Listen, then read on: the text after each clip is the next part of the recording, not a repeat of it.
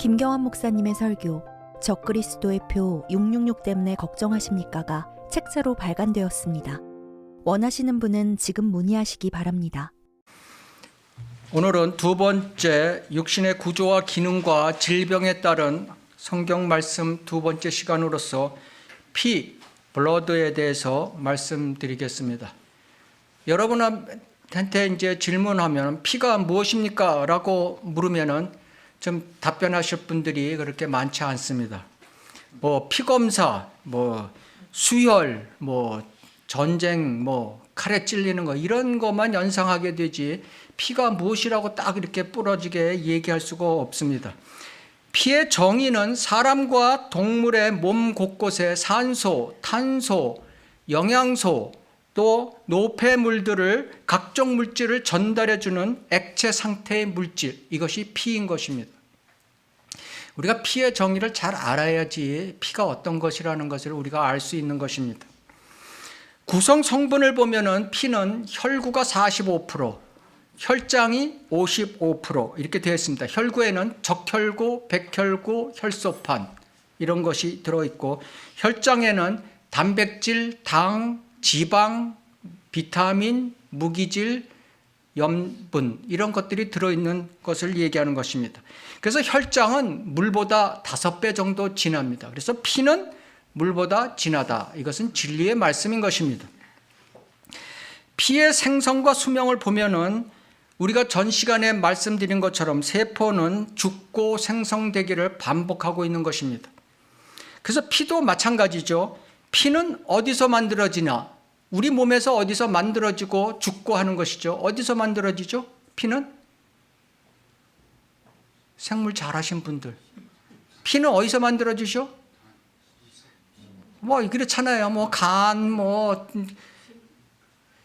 뼛속, 뼈에서 피는 만들어진다. 더 정확히 얘기하면은 뼛속에 있는 골수. 더 정확히 얘기하면은 골수에 있는 조혈모 세포라는 거 있죠. 줄기세포예요. 피를 만드는 줄기세포, 조혈모 세포. 우리가 텔레비를 보면 가끔 밑에다 자막이 뜹니다. 조혈모 세포 긴급 구함. 희극병에 걸린 사람들, 조혈모 세포 같은 혈액형이 맞는 사람들 구하고 있죠. 이 조혈모 세포는 자외선이 약하기 때문에 피를 만드는 이 조혈모 세포는 자외선에 약해요. 그래서 하나님께서 뼛속 깊이 집어넣어 버린 거예요. 아시겠죠? 예. 피는 어디서 죽냐? 비장, 스프린, 비장에서 죽는 것입니다. 그래서 적혈구는 4달 정도 살 수 있고 백혈구는 하루 이내에 죽습니다. 혈소판은 5 내지 9일 동안 살다가 죽습니다. 평균적으로 봐서 피 전체로 보면은 한 달을 주기로 해서 피가 바뀌어지는 것입니다. 피가 바뀌어지는 거예요. 그래서 운동을 하면은 이 적혈구가 보다 빠르게 파괴되고 빠르게 생성이 됩니다. 그러니까 운동하면 어떻게 되죠? 신진대사가 좋아진다. 새로운 세포가, 젊은 세포가 운동을 하고 있으니까 신진대사가 좋아지는 거죠. 운동을 안 하면 반대예요.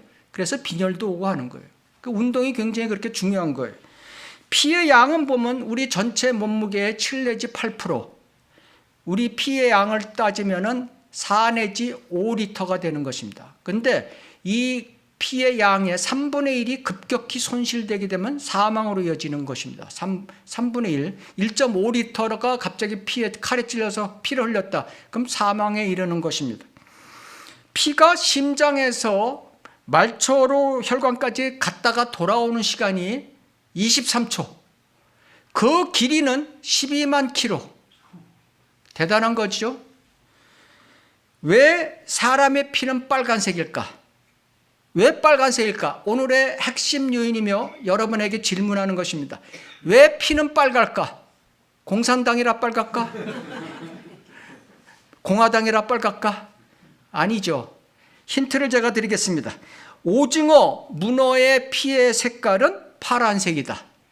남극 빙어의 피의 색깔은 하얀색이다. 갯지렁이 잡아봤죠. 갯지렁이의 피의 색깔은 초록색이다. 근데 왜 사람은 빨간색인가? 아는 분 혹시 계세요? 예. 몰라요? 예. 답은 헤모글로빈에 있는 것입니다. 헤모글로빈. 적혈구에는 헤모글로빈이 있습니다. 근데 헤모글로빈이라는 건 단백질과 철분이 결핍된 합한 것입니다. 그래서 이 철분이 산소를 만나면은 빨간색으로 산화철로 돼서 빨갛게 되는 것입니다. 우리 흙의 산에 같은 데 보면 철 성분이 많은 흙은 빨갛죠. 바위도 빨갛죠. 그건 산화철이 돼서 그렇게 되는 거예요. 그래서 우리의 피가 빨간 것은 그 수많은 적혈구가 산소를 공급하기 때문에 철과 산소가 만나서 산화철이 돼서 피가 빨간 것입니다. 우리 몸에는 25조 개의 적혈구가 있습니다. 그래서 그 안에 철분이 포함되어 있기 때문에 우리 몸의 철분은 4g 정도 있다. 4g. 우리 몸의 철분이 4g. 오징어, 문어에는 헤모글로빈 대신 헤모시아닌이라는 게 있습니다. 그거는 단백질과 철분으로 구성된 것이 아니라 단백질과 구리로 되어 있는 것입니다. 그래서 구리가 산화하면은 파란색이 된다. 우리 구리 노출돼서 비 맞고 바깥에 노출되면 파란색이 되는 거죠. 그죠? 예. 근데 그것은 살아있다. 그래서 우리가 알 수 있는 것은 우리의 몸이 피가 반드시 빨개야 사냐? 그것은 아니다. 그죠? 그래서 우리가 몸이 부활될 시에 어떻게 될 것인가? 그것을 오늘 공부하겠습니다. 적혈구, 그러니까 혈구에는 세 가지 기능이 있습니다. 적혈구, 백혈구, 혈소판, 이 세 가지가 있는데 우리가 피 검사를 하게 되면은 쪽지를 받죠, 레포트를 받죠. 거기다 보면 RBC, WBC, 프레트레트 이렇게 나오죠. 그죠? RBC가 뭐예요? 그 적혈구를 얘기하는 레드 브러드셀, 화이트 브러드셀, WBC. 자, 적혈구의 특징을 보면은 붉은색이죠. 헤모글로빈이 있어서 이 적혈구의 특징이 두 가지가 있는데 핵이 없습니다. 핵이. 처음에 골수에서 만들어질 땐 핵이 있는데 그것이 성숙되면은 핵이 빠지고 그 자리에 헤모글로빈이 들어가는 것이 적혈구이다. 전번 시간에 우리가 배웠듯이 모든 세포에는 에너지 공장인 미토콘드리아가 있는 것입니다. 근데 이 적혈구에는 미토콘드리아가 없다. 이 두 가지가 무슨 뜻이냐 하면은 다른 세포들이 가지고 있는 물질 대사가 없다는 것입니다. 적혈구에는. 그래서 이거 적혈구 자체에서는 미토콘드리아가 없기 때문에 산소를 쓸 필요가 없어요. 에너지 공장이 없기 때문에 산소를 쓸 필요가 없어요. 그래서 적혈구는 우리가 수혈했을 때 35일간 보관해서 사용할 수 있다. 하나님이 인간에게 베푸는 자비인 것입니다. 다른 세포 같으면 그렇게 보관할 수가 없어요. 산소가 없이 보관할 수가 없다는 얘기죠. 그래서 이 피는 우리의 묘한 아주 신기한 생명이 흐르는다고 과학자들은 얘기하고 있는 것인데 적혈구는 4개월 살다가 죽는 것이죠. 백혈구, WBC, 화이트 브러드셀 이것은 하얀색이에요. 하얀색인데 백혈구에는 5가지 종류의 백혈구가 존재하고 있습니다. 이것은 다 면역과 관계되는 것입니다. 면역.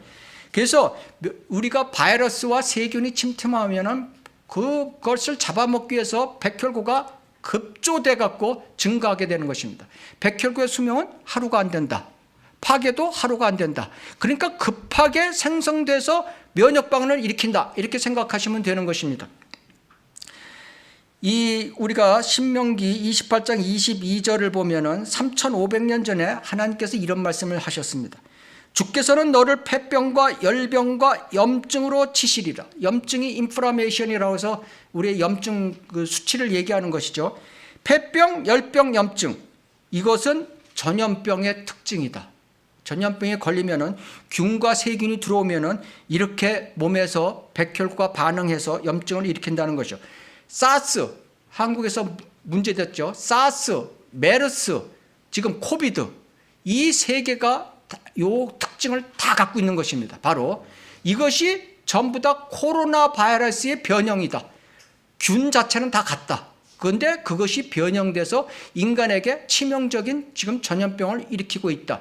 마지막 때 전염병으로 하나님께서 치신다는 내용을 그대로 설명하고 있는 것입니다. 혈소판, 피의 지혈과 응고에 관계되는 것이죠. 우리가 피가 나면은 멈추게 돼 있죠. 수술하게 되면 멈춰야 되죠. 그렇지 않으면 죽는 것입니다. 근데 이 혈소판이 이런 작용을 하는데 누가복음 8장 43절에 보면은 12년을 앓던 유출병 환자가 있죠. 그것이 바로 혈우병인 것입니다. 혈우병. 이 혈우병이라는 것은 피가 멈추지 않는 거예요. 피가 나면은. 그래서 사망하게 이르는 것이죠. 환자 많습니다. 70%는 유전인자에 의해서 유전이 되는 거고 30%는 돌연변이에 의해서 유전되는 병인 것입니다. 이것은 1937년 원인을 발견했고 치료가 가능해졌던 것입니다. 하나님께서는, 예수 그리스도께서는 1900년 전에 이미 이것을 치유하신 분인 것입니다. 창세기 17장 12절을 우리가 보겠습니다. 창세기 17장 12절을 펼치시겠습니다.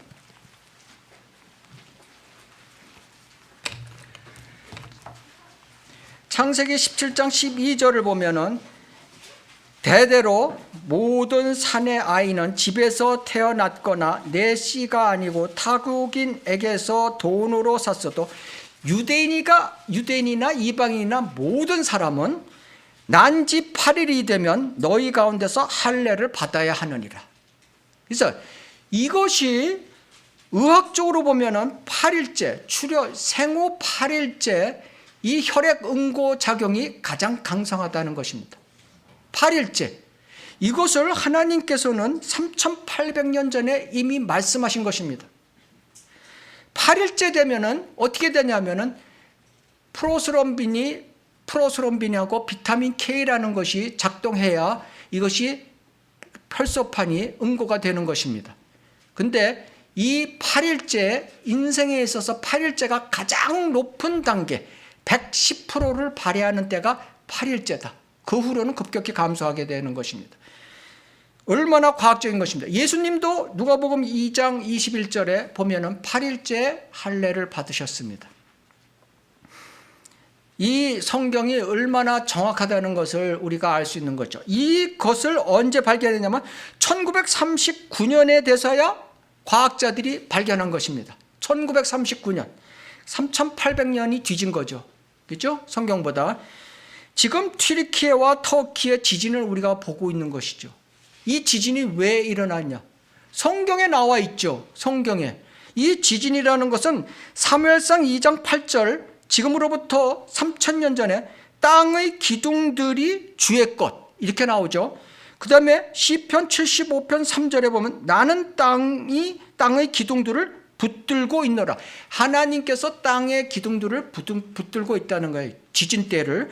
욥기 9장 6절에 보면 그가 땅을 그 자리에서 흔드시니 그 기둥들이 흔들거리며, 이것을 현대과학자는 1960년대에 지진 때 기둥이 있다는 것을 그때서야 비로소 발견한 것입니다. 유로아시아판, 환태평양판 이런 것을 발견했다는 것입니다. 이 말씀을 왜 드리냐면은 이것을 성경을 부인하는 사람들, 이 의학 강좌를 통해서 이것이 사실이라는 것을 아시기를 바라는 뜻에서 제가 말씀드린 것입니다. 피의 맛은 어떤가? 피의 냄새는 어떤가? 우리가 피를 하면 피 비린내 난다고 합니다. 피 비린내 난다. 그죠? 피 비린내 난다. 이것은 금속 냄새를 얘기하는 거죠. 왜 그러냐? 피 속에 주요 성분, 헤모글로빈 성분, 철분이 있기 때문에 그런 것입니다. 그래서 우리가 선지피를 먹는다든가 그러면 쇠 비린내가 나는 것입니다. 그 냄새가 쇠 비린내는 것입니다. 피의 역할을 보면은 세 가지 중요한 역할을 하는 거죠. 적혈구가 산소, 탄소, 영양소, 노폐물을 이동시키는 거죠. 이것이 생명을 일으키는 첫 번째고, 두 번째가 면역작용을 하는 것이죠. 백혈구가 균을 잡아먹고 혈장에 있는 항체가 균을 또 저항하고 하는 것이죠. 세 번째는 혈액 응고, 피가 멈추지 않으면 사람이 살 수가 없는 것이죠. 그래서 몸의 생명과 직접 관련되는 것이 피다, 이렇게 알고 계시면 되는 것입니다. 혈통이라는 뜻이 있습니다. 혈통, 혈연, 혈통, 핏줄, 피를 나는 가족, 이것이 맞나? 이 말이 맞나? 이거예요. 이 말은 틀린 것이다. 이건 잘못 쓰고 있는 말이다. 우리가 알고 있어야 되는 것입니다. 실제로 임신을 하게 되면은 난자와 정자가 접합하는 순간 유전자가 교환되는 것이고, 그 뒤로 이 태아가 자라는 것은 엄마의 혈관과 태아의 혈관은 아무 관계가 없다. 서로 교통을 하지 않는다. 만약 교통한다면은 엄마의 혈액형과 애의 혈액형이 같다면 둘 다 죽는다. 그렇죠? 예. 그래서 이것을 우리가 알 수 있듯이 주님도 마리아 뱃속에서 9개월을 있었지만 절대 혈액의 교통이 없었다. 있었다면 주님도 죄인이 되는 것이다. 그렇죠? 예. 피는 생명을 뜻하는 것이다. 피는 하나님께서 주신 것이다. 피는 몸의 생명을 얘기하는 것은 누구나 다 아는 것입니다. 그러나 오늘 제가 말씀드리는 것은 혼의 생명도 주님이 주신 것이다. 이 피와 연관되는 것이다. 이것을 말씀드리려고 하는 것입니다. 피는 생명을 뜻한다. 우리 몸의 100조 개의 세포 중에 86%가 혈액세포예요. 피가 건강해야 건강한 것이죠. 피가 탁해진다, 끈적거린다 하면은 혈액순환이 안 되는 거예요. 그죠? 이 액체가 부드러워야지 혈액순환이 잘 되는 건데 그 끈적끈적하면은 당이 있다. 끈적끈적하죠. 우리가 설탕, 꿀 만지면 끈적끈적거리죠. 지방이 있다. 지방도 만지면 끈적거리죠. 몸 안에, 혈액 안에 중성지방, 나쁜 콜레스테롤, 당 성분이 많으면 혈액이 끈적거려서 혈액순환이 잘 안 된다. 그래서 결국 병이 온다. 암이 온다. 이런 결론이 이르는 것입니다.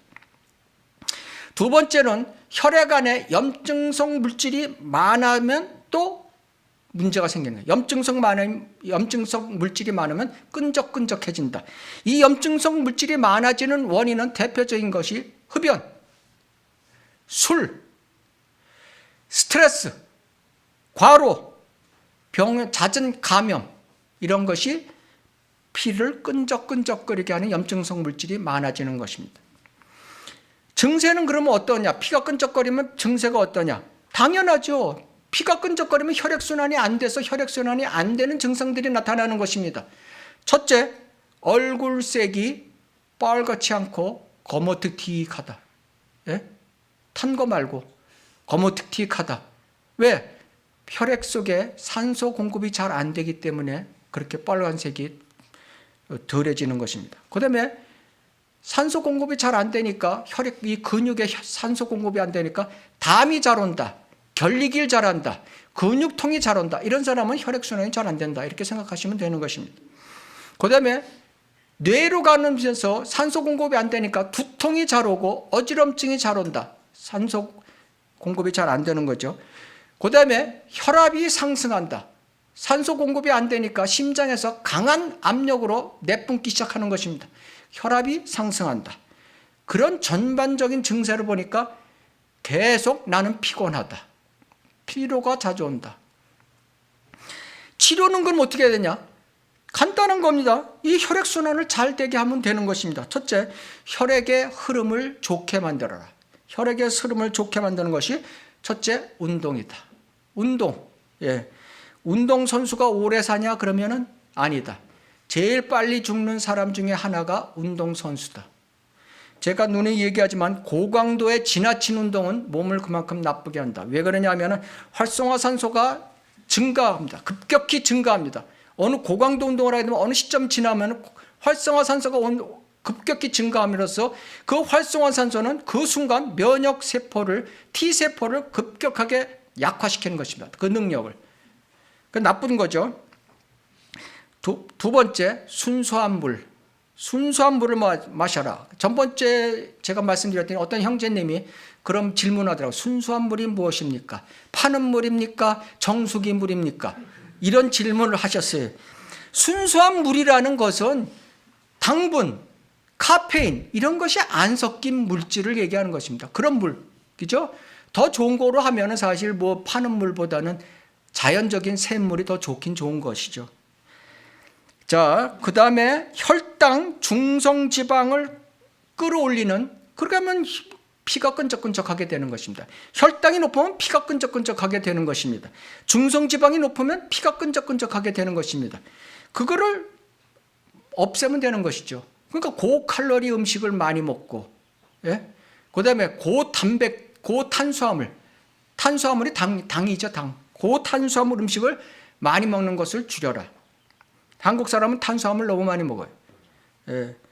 뭐 국수, 그런 거 다 탄수화물이잖아요. 국수. 포집에 가서 월남 쌀국수. 예? 자, 세 번째로 몸의 염증 반응을 죽이려라. 제가 아까 말씀드렸지만 과로한 피로, 스트레스, 흡연, 술 이런 것 피하라 이거죠. 스트레스하고 피로가 무슨 염증 반응하고 관련됩니까? 이런 질문을 하시는 분이 있어요. 스트레스가 강하게 되면은 몸에서 뭐가 나오냐면은 스테로이드 호르몬이 나오는 것입니다. 이 스테로이드 호르몬이라는 것은 호르몬도 그렇고 약도 그렇고 뭐냐면 실질적으로 염증 T세포를 무력화시켜 버리는 것입니다. 그죠? 그래서 우리가 신체 이식, 장기 이식을 하면은 그런 스테로이드 같은 거 쓰는 거예요.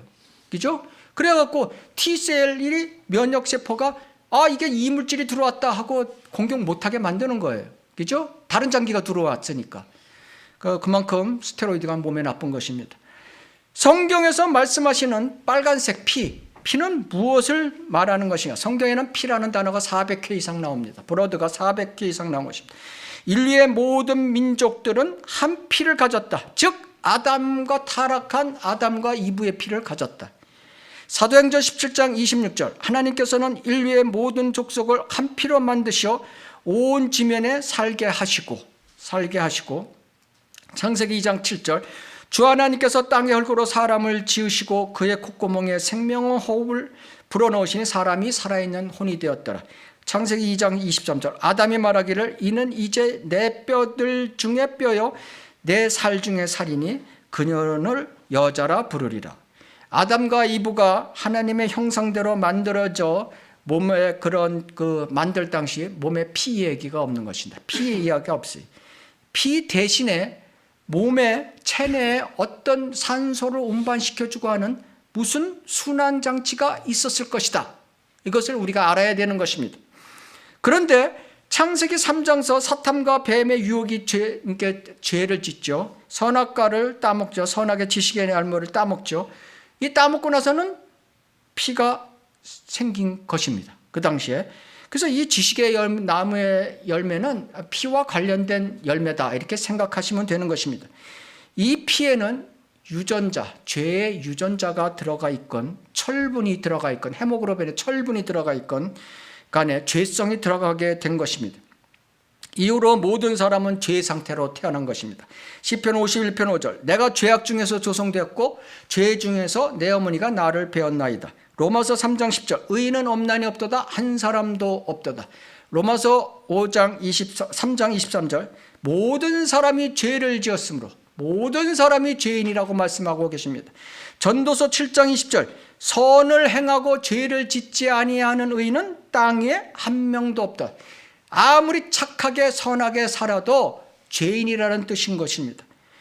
이게 그 당시에 왜 피가 들어갔다는 증거가 무엇이냐? 바로 성경에 곧바로 나오는 것입니다. 창세기 4장 10절에 주께서 말씀하시기를 내가 무엇을 하였느냐? 카인에게 얘기하는 거죠. 카인. 내 아우 아벨의 핏소리가 땅에서부터 내게 부르짖느니라. 이 카인이 아벨 동생을 죽였어요. 그죠? 살인했어요. 그것을 갖다가 핏소리라고 하나님께서는 말씀하고 계신 것입니다. 그래서 살인죄를 피에다가 적용시키는 것입니다. 죄의 삭은 사망이라. 모든 사람이 죄를 지었으므로 사망이 모든 사람들에게 전달되었느니라. 육신의 죽음을 얘기하는 것이죠.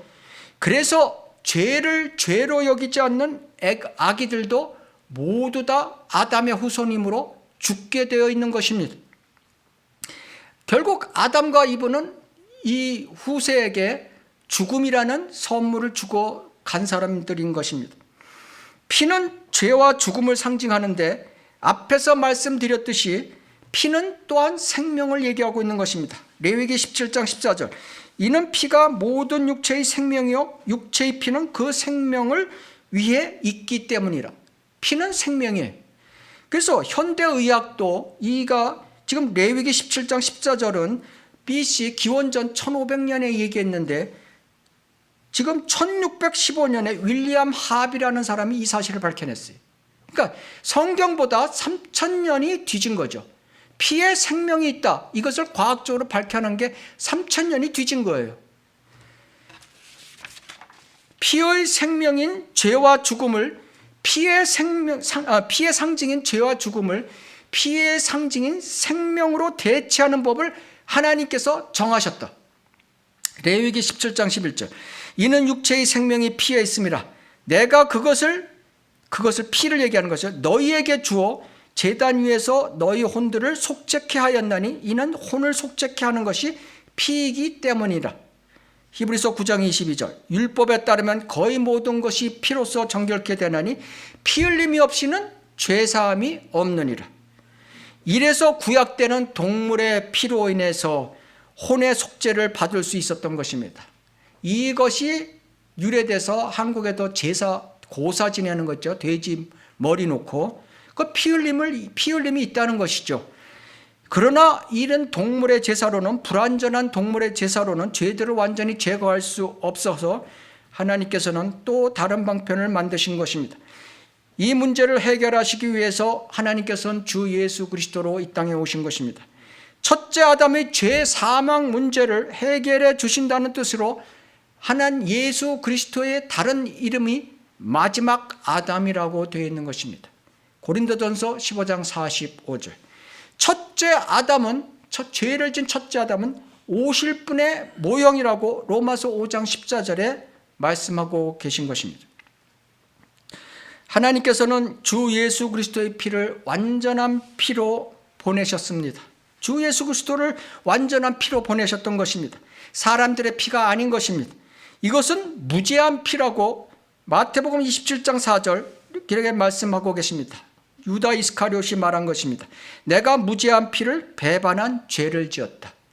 이 무죄한 피는 하나님의 피라고 사도행전 20장 28절에 말씀하고 계십니다. 하나님께서 자신의 피로 사신 하나님의 교회를 돌보게 하셨느니라. 이 피는 썩지 않는 피라고 다윗이 말하고 있는 것입니다. 시편 16편 10절. 이는 주께서 내 혼을 지옥에 버려두지 아니하시며 주의 거룩한 분으로 썩어짐을 보지 않게 하실 것입니다. 썩지 않는 피, 무죄한 피, 하나님의 피, 이것이 보혈인 것입니다. 이런 법칙에 의해서 주 예수 그리스도께서는 우리의 죄와 죽음의 문제를 해결해 주셨습니다. 로마서 5장 8, 9절. 우리가 아직 죄인이었을 때 그리스도께서 우리를 위하여 죽으심으로써 피 흘림으로써 하나님께서는 우리를 향한 그의 사랑을 나타내셨느니라. 죄를 용서해 주셨느니라. 그러므로 그의 피로 의롭게 되었으니 더욱더 우리가 그를 통하여 죄의 진노로부터 구원받게 되리라. 이렇게 말씀하고 계십니다. 여기서 우리가 볼 게 참 재밌는 게 하나 있습니다. 의다, 의롭게 된다. 의롭게 된다는 의라는 단어, 이것은 우리가 의롭게 되기 위해서는 예수 그리스도에 대한 믿음과 그의 보혈에 대한 믿음이 있어야 되는 것입니다. 근데 의자를 갖다가 우리가 한자로 쓰면은 뭐로 구성되어 있냐면 동물 양의 양자와 또 손수, 수단, 행위, 방법을 얘기하는 손수자에다가 찌르는 창과로 되어 있는 것입니다. 여기에 다 들어가 있습니다. 의라는 단어 한자 안에 이것을 그 사람이 알고 썼는지 모르고 썼는지 모르겠으나 의라는 단어 안에 하나님께서는 예수 그리스도의 핏부림이 이미 들어가 있는 것입니다. 양은 예수 그리스도 이미 다 들어가 있는 것입니다. 세상 죄를 제거하는 하나님의 어린 양이 피 흘려 죽으심을 뜻하는 것이 의의 한자 안에 다 들어가 있다는 뜻인 것입니다. 골로새서 1장 14절. 예수님 안에서 그의 안에서 우리가 그의 보혈을 통하여 보배로운 피를 통하여 구속, 리뎀션, 구속 곧 죄들의 용서함을 받았느니라. 영원한 구속을 얘기하는 것이죠. 히브리서 9장 12절. 염소와 송아지의 피로 하지 아니하고 오직 자신의 피, 죄 없으신 피로 한 번 성소에 들어가셔서 우리를 위하여 영원한 구속을 이루셨느니라. 이터널 리뎀션, 영원한 죄 사함, 이것을 말씀하고 계신 것입니다. 이와 같이 아담의 후손인 우리는 붉은 피가 있어서 죄와 죽음이 온 것이고 반면에 피가 있어서 우리는 생명을 유지하고 있는 것입니다. 피는 죽음과 생명을 다 가지고 있는데 이 이중성을 해결해 주는 것이 하나님의 은혜의 복음인 것입니다. 사람의 피, 동물의 피로 안 되게 하나님께서는 주 예수 그리스도의 피를 통해 죄와 죽음의 문제를 영원한 생명으로 바꿔놓으신 것이 바로 기쁜 소식인 것입니다. 2000년 전에 하나님께서 육신의 모습으로 이 땅에 오셔서 이 문제를 해결하셨습니다. 이것은 이미 태초부터 미리 정하셨던 것입니다. 6000년 전부터 이것을 실행하고 계신 것입니다. 지구 역사가 6000년이죠. 6000년부터 실행하고 계십니다. 창세기 3장 21절. 또 주 하나님께서는 아담과 그 아내에게 가죽으로 옷들을 만들어 그들에게 입히시니라. 아담과 이브가 자기네가 동물의 피를 흘려서 입은 것이 아닌 것입니다. 하나님께서 입혀주신 것입니다. 이 타락한 아담과 이브에게 직접 하나님께서 동물을 죽이시고 피 흘리시고 그 동물의 가죽옷을 입히신 것입니다. 피 흘림으로 죄 용서를 주신 것입니다. 어떤 동물인가? 바로 예수님의 예표인 양이라고 그 다음에 창세기 4장에 나오고 있는 것입니다. 그래서 아담과 이브는 피 흘림으로 구원을 받은 사람인 것입니다. 그러나 그 최상의 유업을 다 상실해버린 사람들이죠. 창세기 4장 4절. 아벨도 자기 양떼 가운데서, 여기서 양이라는 얘기가 나오죠. 첩배 새끼들과 그 살찐 것들을 가져왔더니 주께서 아벨과 그의 제물은 받으셨으나 카인과 그의 제물은 받지 아니하셨더라. 이 카인과 아벨은 자기 부모 아담과 이브로부터 이 얘기를 들었거나 하나님으로부터 직접 들었거나 알고 있었던 것입니다. 그래서 아벨은 양의 피를 들여서 속죄함을 받은 속죄의 제사를 드렸던 것이고, 카인은 그것을 거부하고 죄가 문 앞에 다가와서 그것을 알면서도 자기의 농작물을 갖다가 드린 것입니다. 출애굽기 우리가 12장 3절을 보시겠습니다. 출애굽기 12장 3절.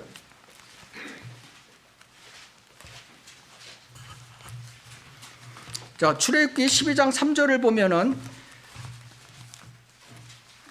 내가 이집트 땅을 칠 때에 그 피는 너희가 있을 집들 위에서 너희를 위한 한 표가 되리니 내가 그 피를 보면 너희를 지나칠 것이며 그 재앙이 너희 위에 내려 너희를 멸하지 아니하리라.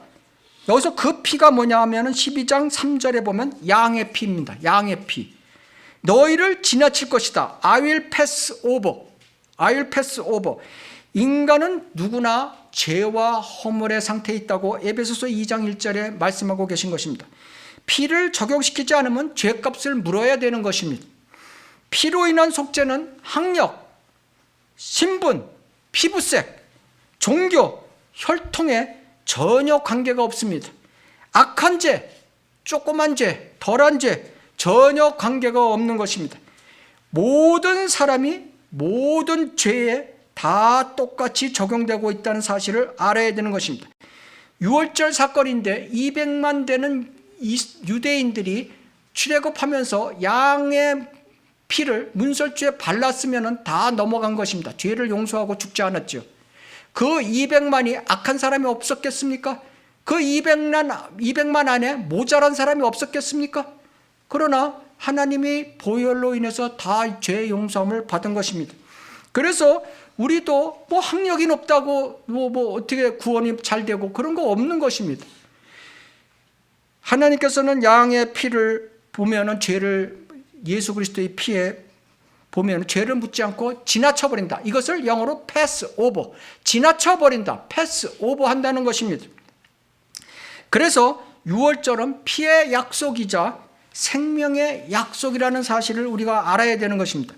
그럼 그리스도인인 하나님의 자녀들은 죄를 상징하는 붉은 피를 가졌는데 계속 이럴 것인가? 자, 이사야서 1장 18절을 보면 주가 말하노니 너희 죄들이 주홍 같을지라도 눈같이 희게 될 것이며 진홍처럼 붉을지라도 양털같이 되리라. 우리가 암송하는 구절이죠. 찬송가에 보면 이 세상 험하고라는 찬송가 있죠. 피와 같이 붉은 죄, 눈같이 희었네. 그죠? 주의 보혈로 우리의 죄들은 깨끗이 되었습니다. 그렇죠? 희게 되었습니다. 근데 우리가 죄를 안 짓습니까? 죄를 짓고 있습니다. 그래서 이것이 문제인 것입니다. 이것을 해결해야 되는 것입니다. 자, 누가복음 24장 39절을 보면 나 부활하신 주의 손과 나의 발을 보라. 바로 나니라. 나를 만져보라. 영은 살과 뼈가 없지만 너희가 보는 바와 같이 나는 있느니라. 주님께서는 부활하셔서 제자들에게 나타나셨습니다. 이것이 영적인 귀신의 존재가 아니라는 것을 보여주기 위해서 자, 만져보라 이거예요. 그죠? 영에는 살과 뼈가 없지만 나는 지금 갖고 있다. 만져보라. 예, 이런 뜻이죠. 예수님 공생의 시절 때는 피가 있었습니다. 그래서 십자가에 달리셔서 피 흘리신 것입니다. 그런데 부활하셔서 자기 제자들 앞에 나타나신 예수님은 피가 없었던 것입니다. 하나님의 자녀가 된 사람이라면 이렇게 예수님처럼 붉은 피가 없게 되는 것입니다. 창세기 2장 23절에서 아담과 이브가 창조될 때는 피 이야기가 없었습니다. 죄 짓고 피가 생겨서 아담은 934까지 살다가 죽었던 것입니다. 육신의 죽음을 맞이했던 것입니다. 우리가 피 앞에서 공부해서 말씀드렸지만 순환기 체계에서 반드시 철분이 들어가서 헤모글로빈이 돼야만 되냐? 그것은 아니다. 하나님께서 그렇게 만들어 주신 것이죠. 그건 아니다. 하나님의 능력으로 얼마든지 이것을 바꿀 수 있다. 오징어 문어의 그런 헤모글로빈이 아니라 그 구리가 들어간 헤모시아닌으로도 산소를 운반할 수 있다.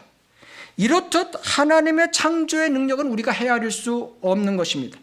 물 순환계가 붉은 피 순환계를 대신한다고 성경에서 말씀하시는 것을 우리가 엿볼 수 있는 것입니다. 첫째, 구약서 첫 번째 공개적인 표적이 출애굽기 7장 17절에 모세가 물을 피로 순간적으로 바꿔버립니다. 신약서 첫 번째 공개적인 표적이 요한복음 2장 1절에서 가나의 혼인색에서 물이 순식간에 포도주로 바꿔버리는 것을 보여주고 있는 것입니다. 이 포도주는 피를 상징하는 것이라고 성경에 여러 군데서 나오는 것이죠. 요한복음 2장 4절 그때 가나의 혼인식에서 야 포도주를 만든다. 나의 때가 아직 안 됐다. 마리아가 만들어 달라니까 나의 때가 안 됐다. 내가 보혈을 흘릴 때가 아직 안 됐다. 이런 뜻이죠. 십자가 달릴 시간이 아직 안 됐다. 이런 뜻이죠. 신명기 32장 14절 포도의 순수한 피 이렇게 성경에 나오죠. 창세기 49장 11절 그의 옷들을 포도주로 빨고 그의 의복을 포도의 피로 빨았도다. 이렇게 나오는 것이죠. 그리스도인에게도 주님 부르시는 휴거와 부활일 때 피가 없다는 것을 성경에서 보여주고 있는 것입니다. 고린도전서 15장 50절을 피시겠습니다. 고린도전서 15장 50절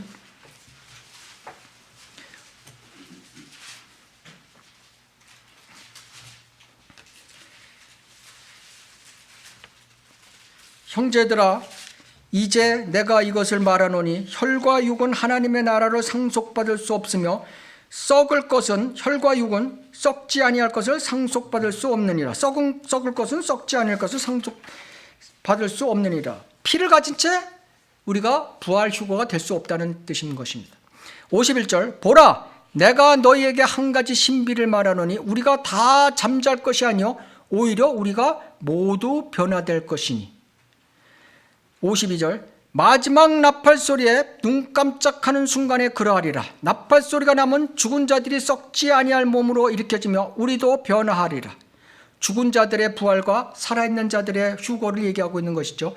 53절 그리하여 이 썩을 몸이 죽은 자의 부활을 얘기한 것이다. 반드시 썩지 아니할 몸을 입고 이 죽을 몸이 살아있는 자가 휴거되는 거죠. 반드시 죽지 아니할 몸을 입으리라.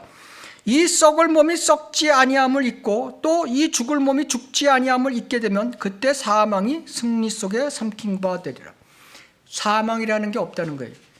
이게 사람도 영생을 꿈꾸는 이 땅에 살면서도 영생을 꿈꾸는 사람이 냉동인간을 만들죠. 그죠? 지금 한국도 시행하고 있고 전 세계에서 시행하고 있습니다. 냉동인간을 만들 때는 첫째 조건이 피를 다 빼는 것입니다. 그리고 냉동실에 들어가는 것입니다. 피가 있이는 영생을 할 수가 없다. 이것을 우리가 알아야 되는 것입니다. 혈과 육이 결합된 상태로는 왕국에 들어갈 수 없다. 피는 썩는다. 썩는 것은 무엇이나 하나님의 나라를 상속하지 못한다. 죄성인 피로는 죄 없는 영원 세계에 들어갈 수 없다. 죽은 자들은 이미 피가 다 썩어서 먼지로 되어 있는데 그 사람도 부활해서 올라간다. 그죠? 피의 순환이 물의 순환으로 바뀌는 신비다. 이건 순식간에 눈 깜짝하는 순간에 피의 순환이 물의 계통의 신비로 바뀐다. 그래서 하나님께서는 구약의 첫 번째 기적을 물이 피로 바뀌는 것을 보여줬고 신약의 첫 번째 기적도 그렇게 보여줬던 것입니다. 에베소서 5장 27절 자기 앞에 영광스러운 교회로 나타나서 점이나 주름진 것이나 또는 그러한 것들이 없이 거룩하고 흠없게 하려 하심이라. 죄 없는 주님의 같은 모습이 바로 영광스러운 교회, 영광스러운 몸인 것입니다. 죄시는 죄들이 없는 천국 왕국의 약속이 바로 뉴 코베넌트, 새 언약이죠. 뉴 테스트먼트하고 틀린 거죠. 한국말로는 새 언약 똑같아갖고 이 제도교의 목사들이 이걸 구분을 못해요. 코베넌트하고 테스트먼트하고 구분을 못해요. 히브리서 8장 8절과 로마서 11장 27절에 완전히 나와 있는 뉴 코베넌트, 완전 죄들이 없어지는 상태, 이것이 새 언약인 것이다. 그러려면 피가 있으면 안 되는 것이죠.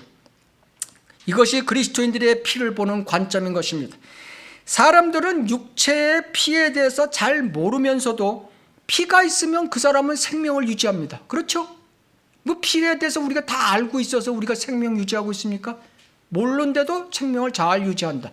마찬가지로 사람들은 하나님에 대한 피를 잘 모르고도 거룩한 영원한 생명을 누릴 수 있다. 이것이 피에 대한 우리의 개념인 것입니다. 단지 나의 죄로 인해서 하나님께서 예수 그리스도 육신의 모습으로 오셔서 내 죄값 대신 피 흘려 죽으시고 영원한 생명을 주시기 위해서 부활하셨다는 복음, 이 복음을 믿는 사람들은 주 예수 그리스도의 보혈이 그 사람 몸에 뿌려졌기 때문에 그 사람은 영원한 생명을 갖는다. 하나님에 대해서 잘 몰라도 그 복음, 생명의 피가 뿌려졌다는 것만 알면 그 사람은 영원한 생명을 갖는다. 이런 뜻이 되는 것입니다. 피에 대한 성경의 함축적인 말씀이 레위기 17장 11절에 나와 있습니다. 찾아보시겠습니다. 레위기 17장 11절. 이 한마디로 우리의 피에 대한 모든 것을 다 설명할 수 있는 것입니다. 레위기 17장 11절.